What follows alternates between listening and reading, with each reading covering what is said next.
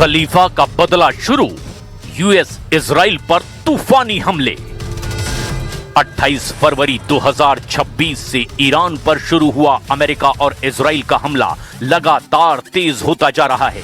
लेकिन हैरानी की बात तो यह है कि तूफानी हमलों का सामना करने वाला ईरान हमले के 1 घंटे के अंदर ही इजराइल और अमेरिका के सैन्य अड्डों पर भीषण हमले शुरू कर चुका है। यहां तक कि ईरान के सुप्रीम लीडर 86 साल के अयतुल्लाह अली खामनेई समेत 40 से ज्यादा टॉप कमांडरों के मरने के बाद भी ईरान के हमले कम होने की बजाय बेहद तेज हो गए हैं। खबरों में दावा किया गया है कि अली खामनेई के मारे जाने के बाद उनके बेहद करीबी अयतुल्लाह अली रेजा आराफी को ईरान का सुप्रीम लीडर बना दिया गया है और इस वक्त अमेरिका और इजराइल के खिलाफ हमले की कमान खामनेई के करीबी अयतुल्लाह अली रेजा आराफी संभाल चुके हैं। खबर तो यहां तक आ चुकी है कि इजराइल से लेकर पश्चिम एशिया में जितने भी अमेरिकी अड्डे हैं, वहां ईरान दनादन मिसाइल और ड्रोन से हमले कर रहा है। यहां तक कि साइप्रस पर भी ईरान ने भीषण मिसाइल हमला कर दिया है।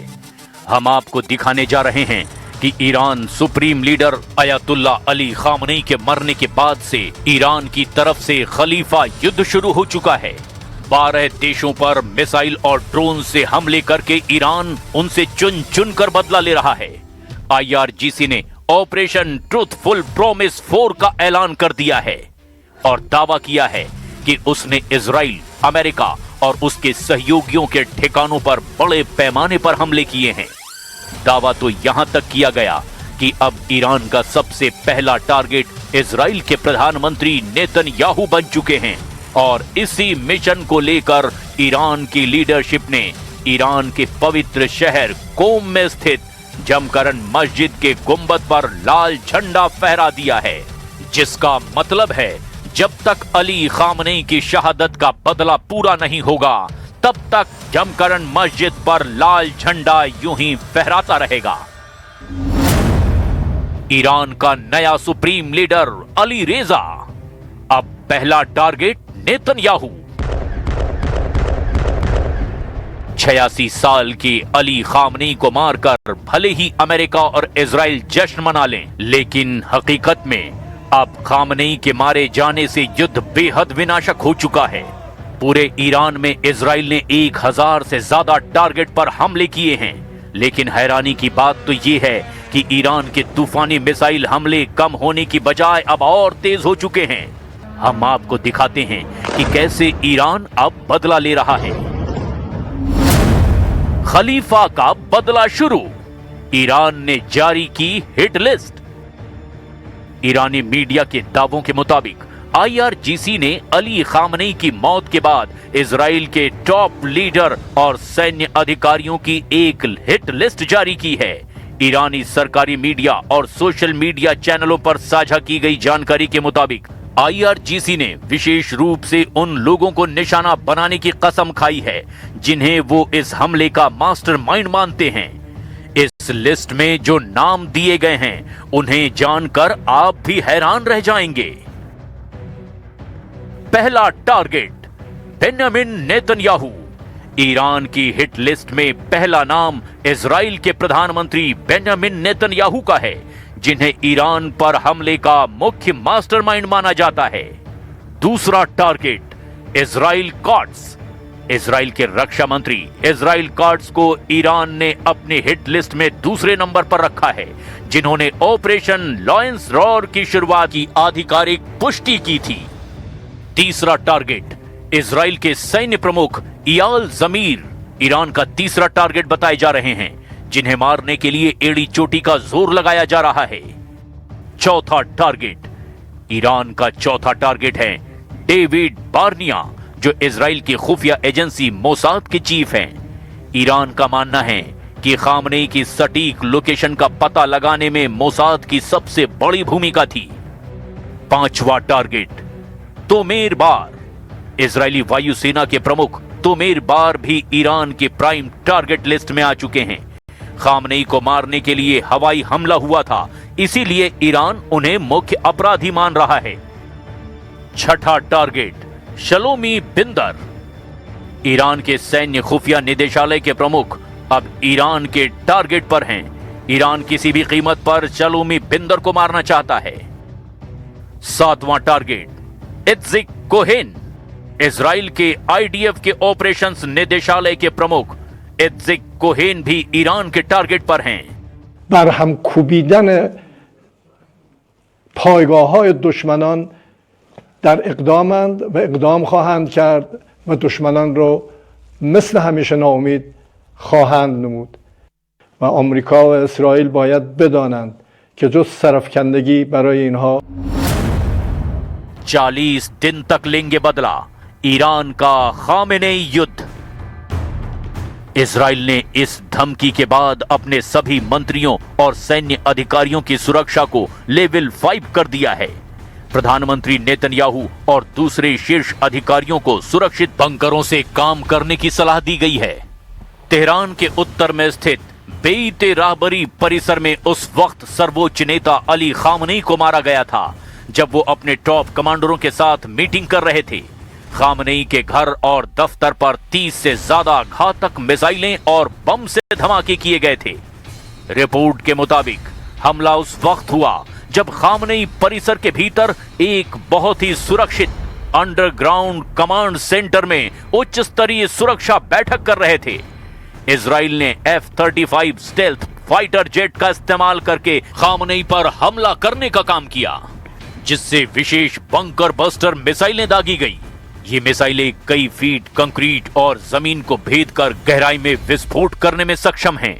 माना जा रहा है कि मोसाद ने ह्यूमन इंटेलिजेंस और उन्नत उपग्रह निगरानी के जरिए खामनेई की सटीक लोकेशन और मीटिंग के समय का पता लगाया था।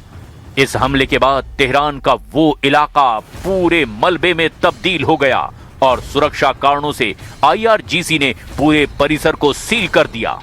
हमले वाली जगह पर अभी भी फॉरेंसिक और सुरक्षा टीमें जांच कर रही हैं। खामनेई की मौत के बाद ईरान ने 40 दिन का शोक और 7 दिन की छुट्टी का ऐलान कर दिया है। खबर तो यहां तक है कि ईरानी सेना अब अपने इतिहास के सबसे खौफनाक हमले करने जा रही है। खामनेई की मौत का बदला लेने के लिए ईरान में एक मस्जिद में लाल झंडा फिर से फहराया गया है। ये झंडा मुख्य रूप से ईरान के पवित्र शहर कोम में स्थित जमकरण मस्जिद के गुंबद पर फहराया गया। ईरानी परंपरा और शिया इस्लाम में जमकरण मस्जिद पर लाल झंडा फहराने का एक बहुत ही गहरा और गंभीर अर्थ होता है। ये झंडा बदले का प्रतीक है। इसका मतलब है कि अन्यायपूर्ण तरीके से बहाए गए खून का बदला हर हाल में लिया जाएगा।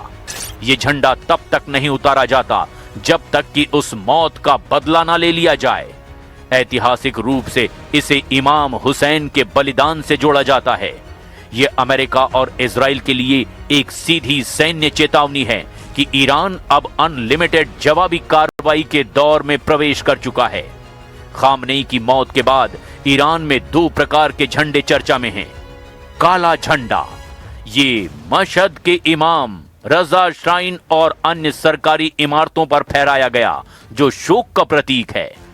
लाल झंडा, ये जमकरण मस्जिद पर फहराया गया जो ये दर्शाता है कि शोक अब बदले की कार्रवाई में बदल चुका है।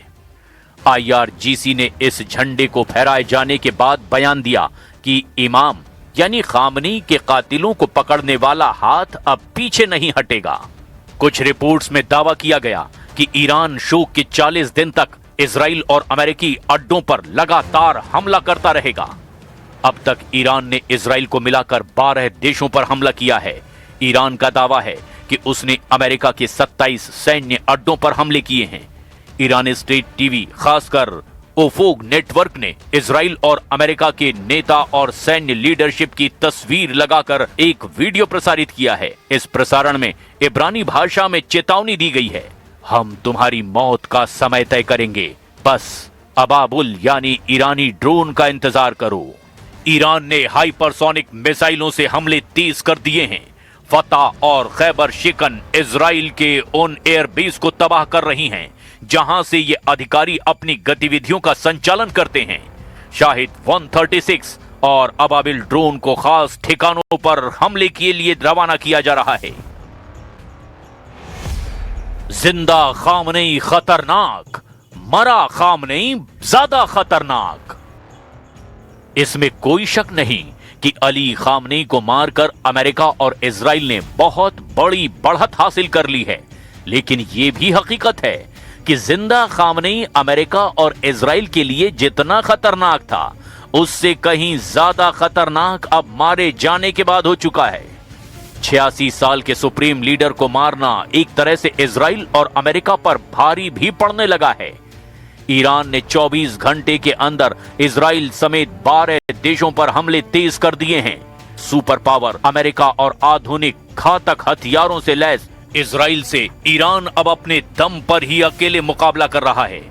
खामनेई के मारे जाने के बाद से ईरान के मोर्चों पर तैनात हर कमांडर और उसका बल इस वक्त खुद को ही खामनेई समझकर इजराइल और अमेरिकी अड्डों पर भीषण हमले कर रहा है।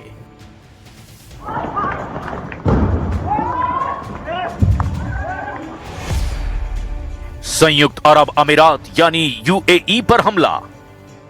अल दफरा एयर बेस अबू धाबी में इस बेस पर भीषण धमाकों की खबरें आई है। ये अमेरिका का एक बहुत महत्वपूर्ण हवाई अड्डा है। यहां भारी तबाही की खबरें हैं। जेबेल अलीपोर्ट दुबई, इसे भी संभावित लक्ष्य के रूप में देखा गया है, जो अमेरिकी नौसेना के लिए एक प्रमुख स्थान है। यहां भी धमाके सुने गए हैं। अबू धाबी में मिसाइल और ड्रोन हमलों ने कोहराम मचाया है। बहरीन, अमेरिकी 5वें बेड़े का मुख्यालय। मनामा में स्थित अमेरिकी नौसेना के इस महत्वपूर्ण मुख्यालय पर मिसाइल हमला किया गया। सोशल मीडिया और स्थानीय रिपोर्ट के मुताबिक बेस क्षेत्र से धुआं निकलता हुआ दिखाई दिया। कतर का अल उदीद एयरबेस, ये मध्य पूर्व में सबसे बड़ा अमेरिकी सैन्य अड्डा है। कतर के अधिकारियों ने यहां मिसाइलों को इंटरसेप्ट कर मार गिराने का दावा किया। हालांकि कुछ रिपोर्ट्स में यहां भारी नुकसान की भी खबर है। कुवैत का अली अल सलेम एयरबेस, जिसे द रॉक भी कहा जाता है, यहां धमाकों और हवाई हमलों के सायरन सुनाई देने की सूचना मिली। ईरान ने यहां पर भी ड्रोन और मिसाइलों से हमले किए। इराक का ऐन अल असद एयरबेस, पश्चिमी इराक में स्थित इस अमेरिकी बेस को निशाना बनाया गया। यहां भी भारी नुकसान की खबर है। इरबिल एयरबेस, उत्तरी इराक के कुर्दिस्तान क्षेत्र में स्थित इस बेस पर भी मिसाइलें दागी गई। यहां पर ईरान ने अपना दमखम दिखाया है। इजराइल पर हमला। ईरान ने इजराइल के अंदर सीधे तौर पर कई सैन्य और खुफिया ठिकानों को निशाना बनाया। नेवातीम एयरबेस, दक्षिण इजराइल में मौजूद, जहां पर F-35 विमान तैनात रहते हैं, यहां पर भी हमला हुआ। नेवातीम एयरबेस, जहां F-35 लड़ाकू विमानों के हैंगर हैं, यहां भी इन्हें निशाना बनाने की खबर है। रामत डेविड एयरबेस, उत्तरी इजराइल में मौजूद मुख्य वायुसेना का केंद्र है। हाइफा पोर्ट, यहां के नौसैनिक बुनियादी ढांचे पर हमले की खबर है। मोसाद मुख्यालय, तेल अवीव के पास मौजूद इजराइल की खुफिया एजेंसी के मुख्यालय को भी ईरान ने निशाना बनाया। तेल अवीव में ईरान के कई राउंड हमले की खबर है। जॉर्डन, मुअफ्फाक अल सॉल्टी एयरबेस पर मिसाइलें गिरने और जॉर्डन के हवाई रक्षा तंत्र द्वारा कुछ मिसाइलों को मार गिराने की खबरें हैं। यहां भी ईरान ने गजब हमला किया। सऊदी अरब, कुछ अमेरिकी सुविधाओं को निशाना बनाने के प्रयास किए गए, जिसकी सऊदी अधिकारियों ने निंदा की। रियाद में जोरदार धमाके हुए हैं। ओमान में भी अमेरिकी ठिकानों पर ईरान ने मिसाइलों से हमले किए। साइप्रस, यहां भी ईरान ने 2 मिसाइलें दागी। ब्रिटेन ने खुद ईरानी हमलों की पुष्टि की है।